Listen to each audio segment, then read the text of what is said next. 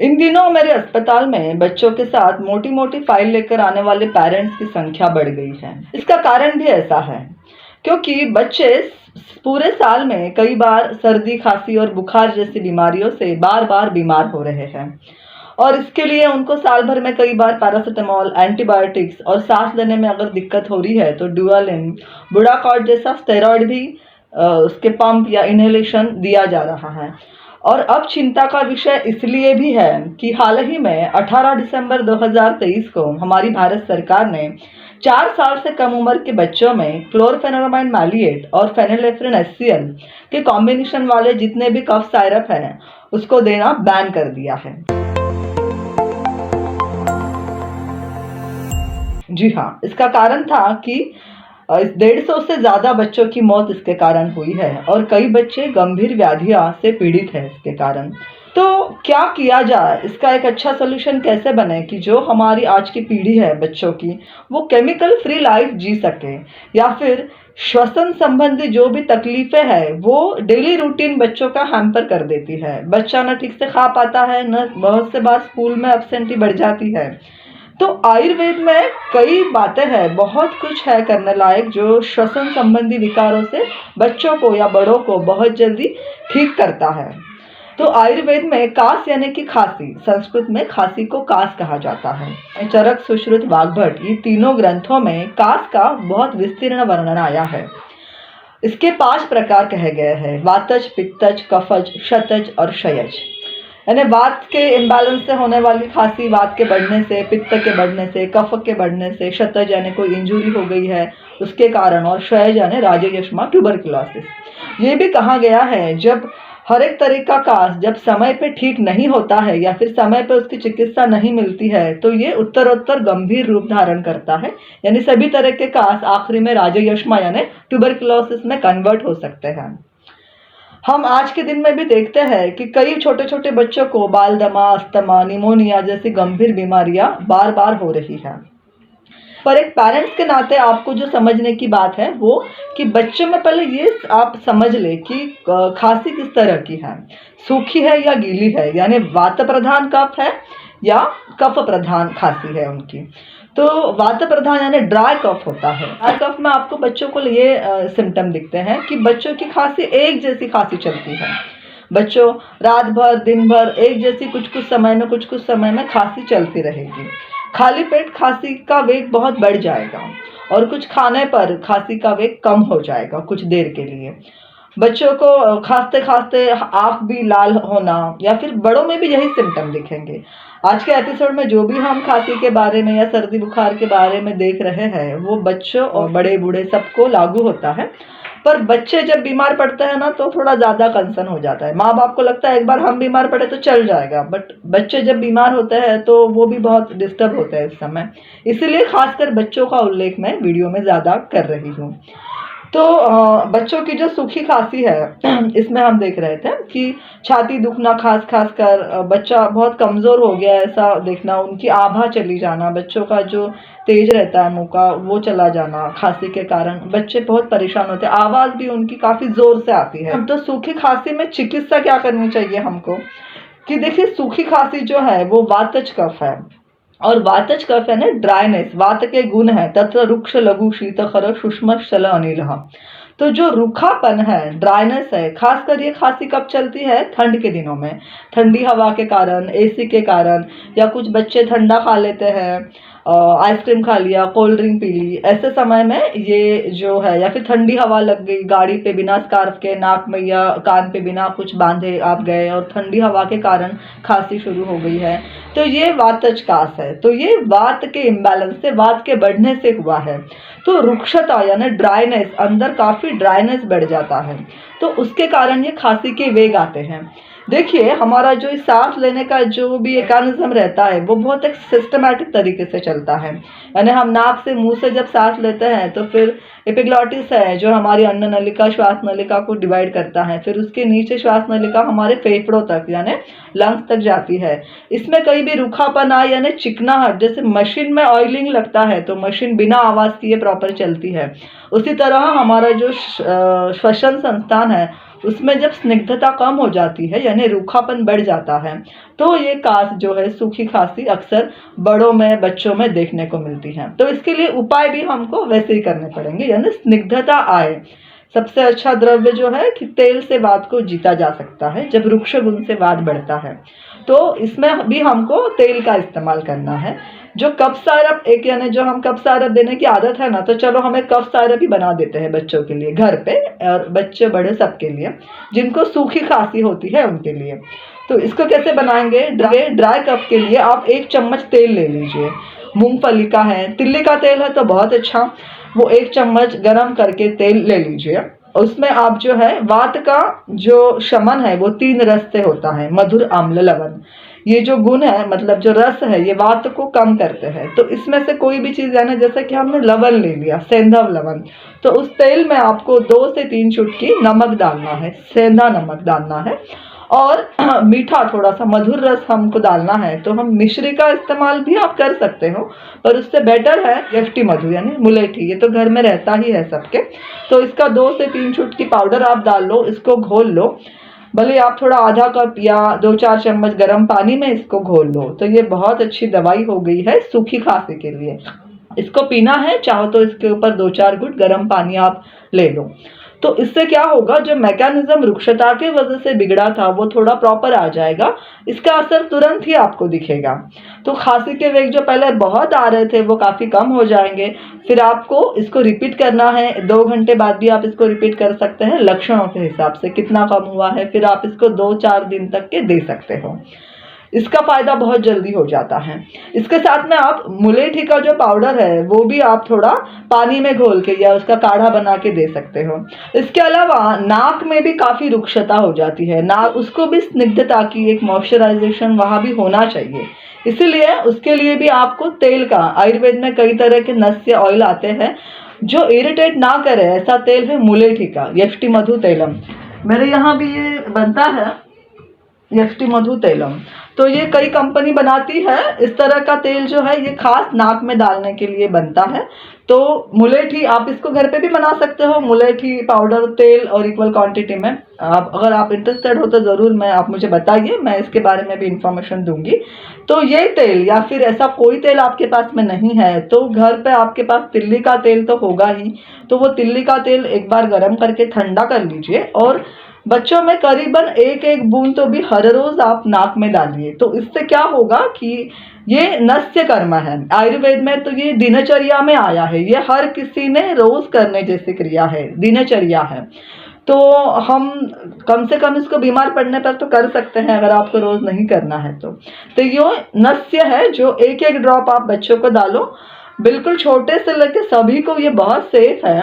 और अगर बच्चे डालने नहीं देते हैं तो कम से कम उसको अप्लाई करो उंगली से, नॉस्ट्रिल्स पे, उनको खुद बोलो, बच्चे आसानी से लगाते हैं। तो ये एक मास्क भी है आपका कि बाहर से कोई भी एंट्री जब होती है तो वो इजीली नहीं होती है, और वायु का काम अच्छे से होता है। तो कम से कम नाक पर ये तेल बाहर से रोज लगाना चाहिए। और जब सूखी खांसी होती है तो दिन में 3-4 बार इसको लगाइए, इसके बहुत अच्छे फायदे होते हैं। आप और क्या कर सकते हो, ये जो तेल है, आपने जो तिल्ली का तेल इस्तेमाल किया है उसको बच्चे की छाती पर भी लगाइए या फिर बड़ों की, सामने वाला पार्ट पूरा आपका चेस्ट, लैटरल साइड और पीछे की साइड जहाँ हमारा पूरा लंग्स का एरिया होता है, तो वहाँ पूरी तरह आप थोड़ा सा कुनकुना कीजिए तेल को और लगाइए। इससे क्या होगा, वहाँ की जो रुक्षता बढ़ी है, जब तेल हमारे स्किन के माध्यम से एब्जॉर्ब होगा तो वहाँ की भी रुक्षता कम हो जाएगी, तकलीफ कम होगी और बच्चा रात में शांति से सो पाएगा। तो ये हो गया सब सूखी खांसी के बारे में।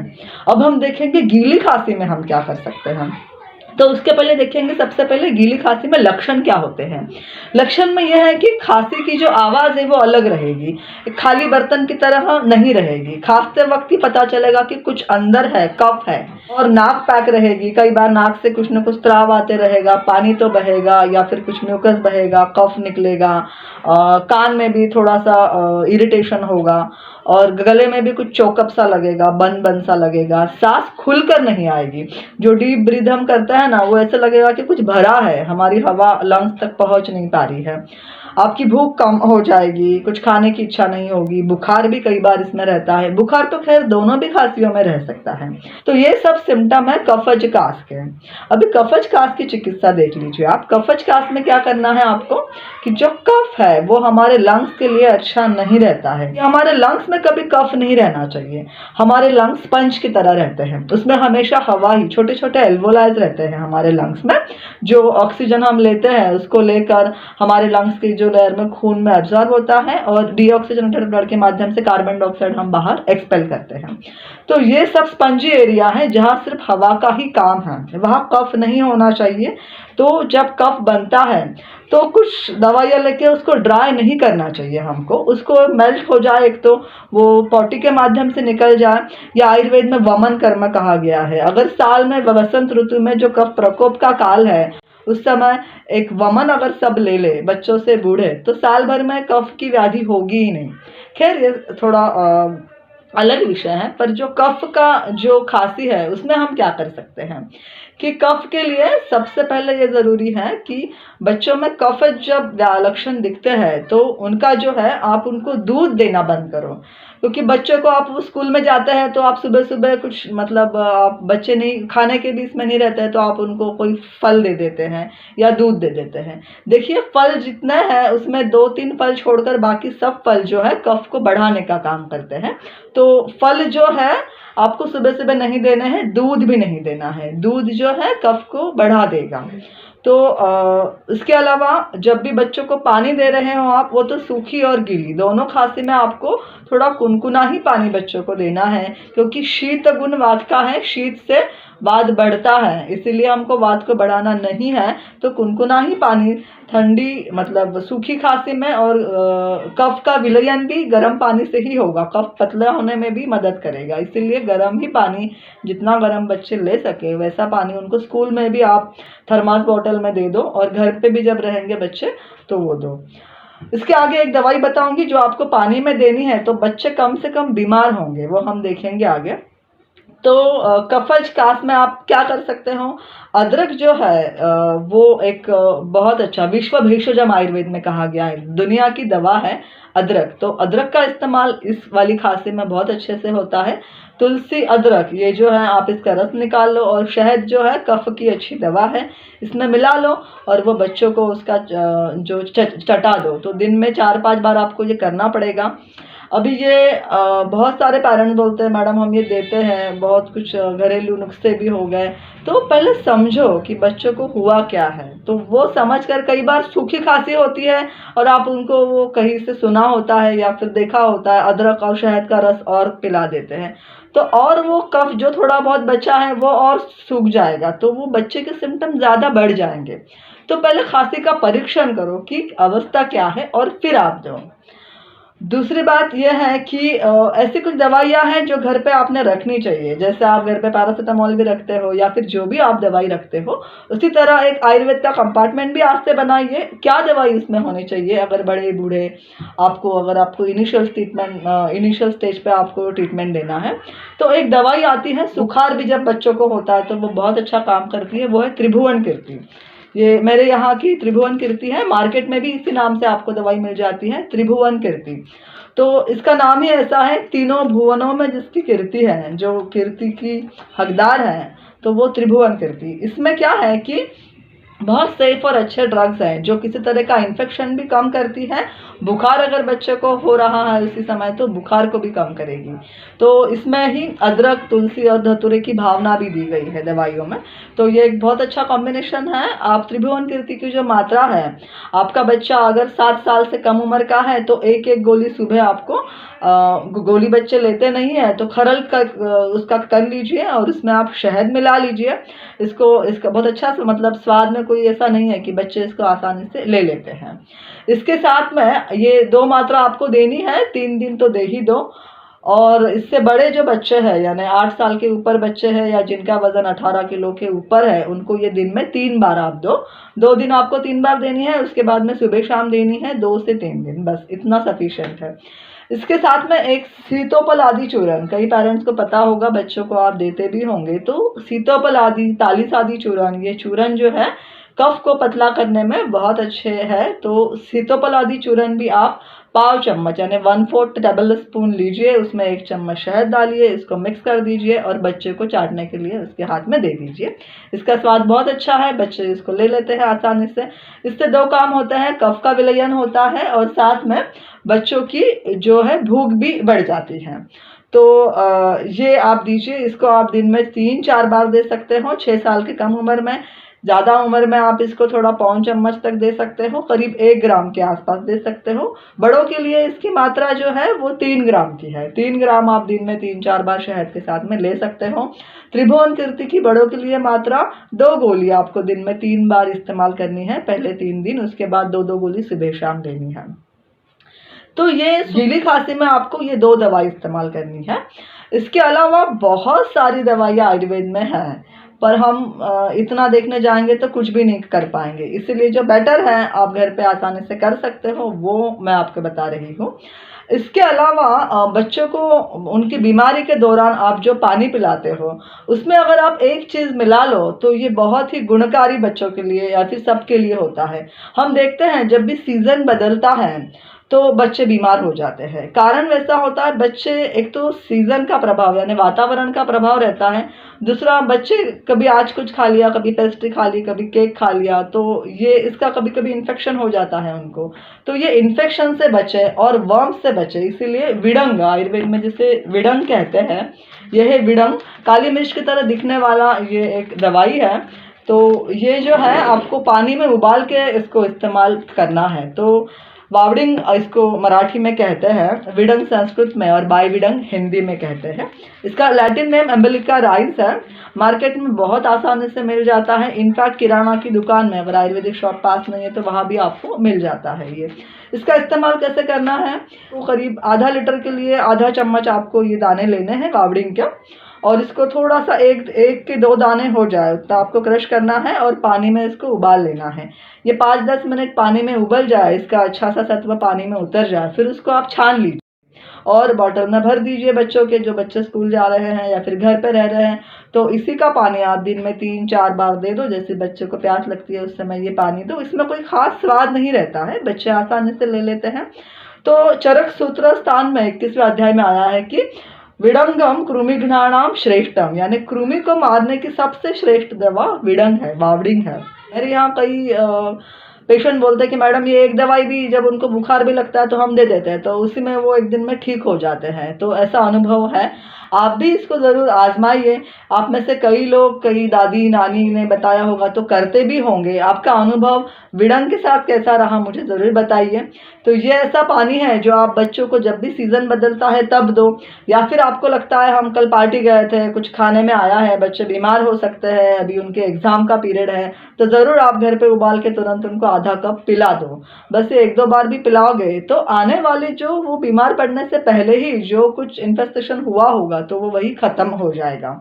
जब गीली खांसी होती है तो सरसों का तेल आपको इस्तेमाल करना है, उसमें आप थोड़ा सा सेंधा नमक डाल लो, गरम हो तेल आपका, और आप रात में सोते समय या इसको दिन में भी इसको आप लगाइए और थोड़ा ऊपर से सेक भी दीजिए, क्योंकि कफ पतला हो जाए और निकले तो अच्छा है। उसको आप सुखा दोगे, जैसे कि ड्यूलिन और बुढ़ा काट के पंप जब बच्चों को देते हैं तो कुछ देर के लिए उनको राहत मिलती है, क्योंकि जो सूजा हुआ जो इन्फ्लेमेशन रहता है उनके रेस्पिरेटरी ट्रैक्ट में या नेजल ट्रैक्ट में, वो थोड़ा सा सूख जाता है, तो थोड़ा हवा लेने में, ऑक्सीजन लेने में बच्चों को कुछ देर तक आसानी होती है। पर जब उसका असर ख़त्म हो जाता है तो पहला, और जब वो अगली बार बीमार पड़ते तो और ज़्यादा उनको दिक्कत होने लगती है। तो लंग्स में या हमारे नाक में कभी भी कफ की, या फिर हमारे साइनसेस जो है, यहाँ साइनसेस बन जाते हैं, वहाँ कफ कभी सूखाना नहीं चाहिए, उसको गीला कर दो आप और निकाल लो। आयुर्वेद में इसकी कई सारी दवाइयाँ हैं। साथ में मैं ये भी बताऊंगी कि देखिए, बच्चों को अगर बहुत ज़्यादा तकलीफ़ है, जैसे कि दमा था पहले या कभी निमोनिया हुआ था, अभी निमोनिया ज़्यादा तकलीफ़ है, तो ज़रूर आप आपके नज़दीकी अच्छे आयुर्वेद प्रैक्टिशनर के पास जाइए, उनकी सलाह लीजिए। आयुर्वेद बहुत फास्ट इन व्याधियों में काम करता है। तो जब बहुत ज़्यादा कफ सैचुरेट हो जाता है तो एक छोटा सा कर्म है जिसे वमन कर्म यानी मेडिकेटेड वोमिटिंग कहा जाता है। उसके करने पर बहुत ड्रास्टिक चेंज एक ही दिन में बच्चे में या उनके लंग्स में, उनकी सांस लेने के तरीके में दिखता है। गंभीर व्याधियों से बच्चे जल्दी बाहर आते हैं। तो वमन कैसे करना है, ये इसके लिए वामक चूर्ण मिलता है। आपके किसी डॉक्टर से कांटेक्ट में रहना चाहिए। कई बार दादी नानी तो कफ ज़्यादा हो तो थोड़ा तेल और नमक मिलाकर हमको थोड़ा दे देती थी। इसमें थोड़ी सी फिटकरी डालती थी तो उसी से एक उल्टी ऊपर ऊपर आ जाती थी, तो कफ निकल जाता था। तो अगर कफ ज़्यादा है तो ज़रूर एक आयुर्वेद प्रैक्टिशनर से आप थोड़ा वामक चूर्ण लेके आइए। उसके लिए कितना डोज होना चाहिए आपके लिए या आपके बच्चे के लिए, उनसे पूछिए, वो ज़रूर इसमें सहायता आपकी करेंगे। और वो करने के बाद बहुत जल्दी आपके लंग्स जो है वो हेल्दी रहेंगे, बच्चे उनका बचपन एंजॉय कर पाएंगे। तो अगर इसके आज की वीडियो में आपको कुछ ना समझे, कोई दुविधा है तो ज़रूर मुझे आप कमेंट बॉक्स में बताइए। आयुर्वेद अमृत है, इसे ज़रूर अपनाइए। धन्यवाद।